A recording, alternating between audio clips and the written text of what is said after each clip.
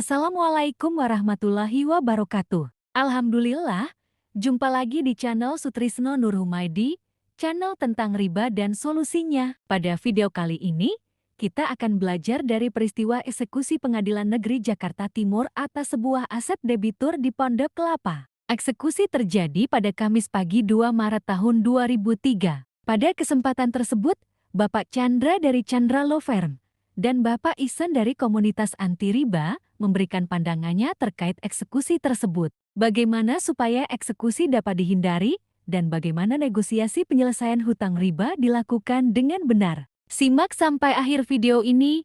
Jangan lupa like, komen, dan subscribe. Dan bagikan video ini ke sosial media kamu jika dirasa video ini bermanfaat. Yuk, kita simak bersama.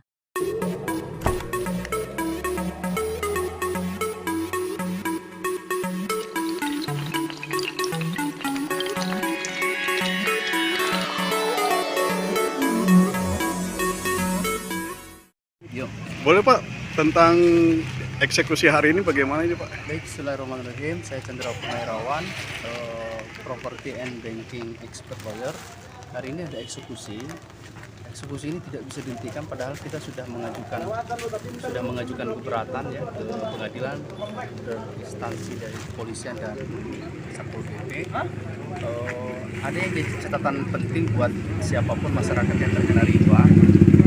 Ada peraturan baru yang sangat kuat posisinya, yaitu PMK 2020 dari Peraturan Menteri Keuangan.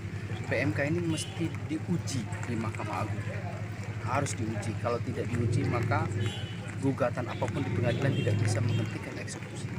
Jadi oleh karena itu, mari kita bersama-sama kita uji PMK tahun 2020 agar ketika proses peradilan, gugatan di peradilan itu bisa menghentikan eksekusi. Nah, tapi dengan ada peraturan itu, eksekusi apapun, gugatan apapun tidak bisa menghentikan eksekusi.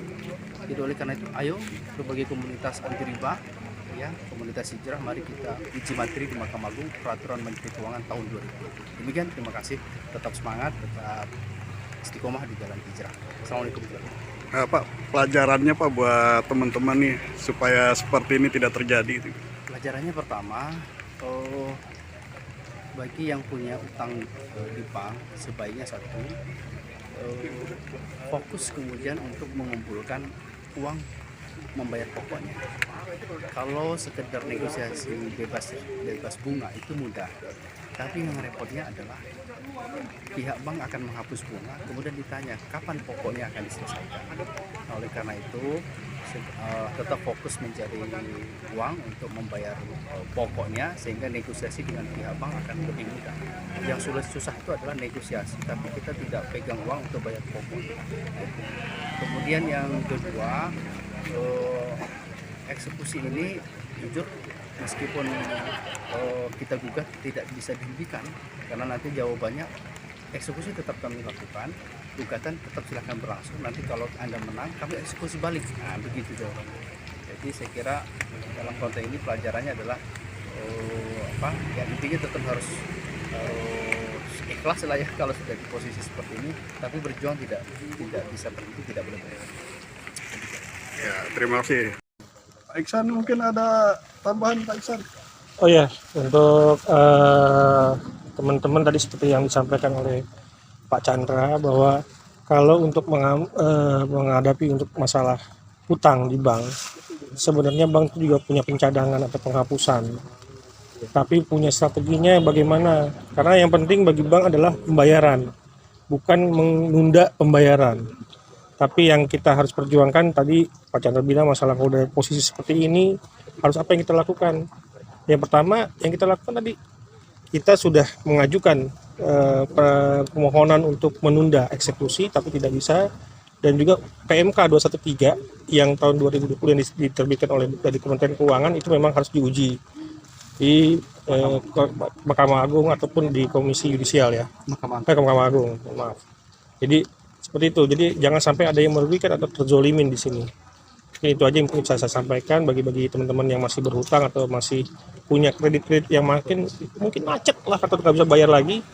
Cepat-cepat segera fokus pembayaran pokoknya. Minta yang pokoknya dulu yang dibayarkan, bukan bunganya. Karena di sistem itu selalu bunga yang dimasukkan pembayaran, bukan pokoknya yang mengurangi.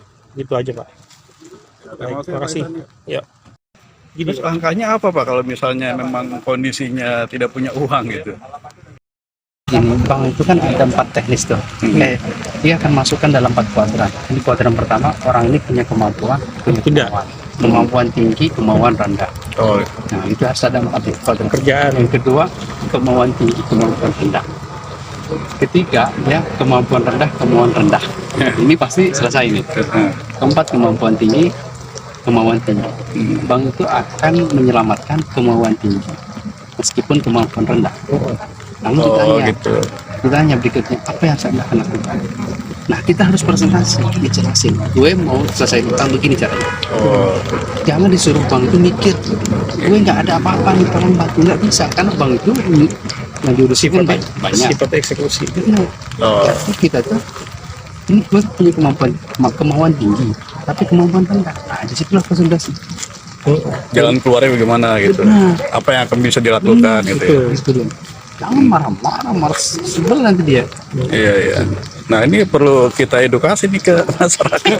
Memang harus begitu. Jadi kalau misalkan ini kita tambahkan aja. Kalau memang misalkan ada utang nih, misalkan 200 juta lah misalkan, teman-teman lah punya utang 1 juta. Bagaimana cara penyelesaian ini? Datang ke bank, temuin, Pak, saya mau melunasi utang saya, tapi saya punya niat, saya punya kemampuan. Misalkan taruhlah cuma 200.000, kita tawarkan dulu, benar nggak Pak Chandra? Tawarkan ke bank, saya punya kemampuan, saya punya kemauan untuk membayar. Kira-kira bagaimana? Bisa nggak? Nah itu mungkin salah satu solusi kita beredukasi melawan bank. Ini musyawarah dari awal ya Dari awal. dilakukan ya, bukan udah eksekusi baru bertindak ya. Iya. Iya. Karena intinya di bank itu, karena saya mengerti mengenai sistem operasional di bank, ketika atau di sana, ya mereka itu yang penting adalah pembayaran. Ketika masuk uang mereka ke sistem, mintalah sama pihak bank itulah untuk menghentikan yang namanya bunga.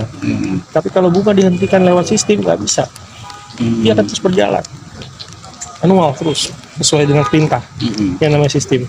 Tapi kalau kita negosiasi berdasarkan kemauan kita, saya punya kemampuan cuma 300.000, tolong dong bayar yang di pokoknya, jangan masukin ke bunga dong. Itu bisa Pak dilakukan. Bisa Bang menghentikan perjalanan bunga itu bisa ya? Bisa Pak. Yang penting kemauan kita dalam menghadapi pihak bank, itu aja. Jangan pernah takut mengutang. Sebenarnya yang bikin masyarakat takut apa sih? Uang masuk, bayar, tapi larinya ke bunga. Oh gitu. Akhirnya pokoknya terus tetap masih berjalan. Bisnis besar. Sampai ada yang bicara, saya sudah sering bayar, saya sudah melunasi sebagian pembayaran, tapi kok utang saya nominalnya nggak berkurang. Nah karena itu yang dibayarkan hanyalah bunga, bukannya pokok. Jadi nggak pernah selesai ya? Nggak pernah selesai. Kadang kan nasabah cuma taunya saya mencicil, saya membayar, tapi kok nggak selesai utang saya. Gitu kan. Iya. Itu aja mungkin. Oke, makasih Pak Iwan ya. Ya, kasih.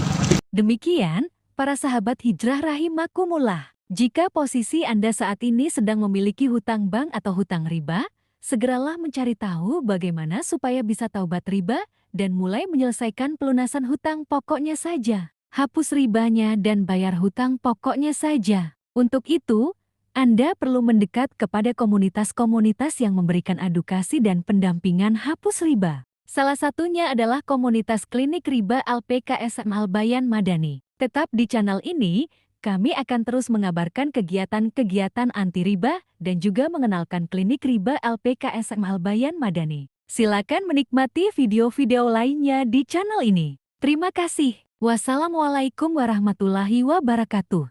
الذين يأكلون الربا لا يقومون إلا كما يقوم الذي يتخبطه الشيطان من المس ذلك بأنهم قالوا إن إنما البيع مثل الربا وأحل الله البيع وحرم الربا فمن جاءه موعظة من ربه فانتهى فله ما سلف وأمره إلى الله ومن عاد فأولئك أصحاب النار هم فيها خالدون يمحق الله الربا ويربي الصدقات والله لا يحب كل كفار أثيم إن الذين آمنوا وعملوا الصالحات وأقاموا الصلاة وآتوا الزكاة لهم أجرهم عند ربهم ولا خوف عليهم ولا هم يحزنون يا أيها الذين آمنوا اتقوا الله وذروا ما بقي من الربا إن كنتم مؤمنين فإن لم تفعلوا فأذنوا بحرب من الله ورسوله وإن تبتم فلكم رؤوس أموالكم لا تظلمون ولا تظلمون وإن كان ذو عسرة فنظرة إلى ميسرة وأن تصدقوا خير لكم إن كنتم تعلمون واتقوا يوما ترجعون فيه إلى الله ثم توفى كل نفس ما كسبت وهم لا يظلمون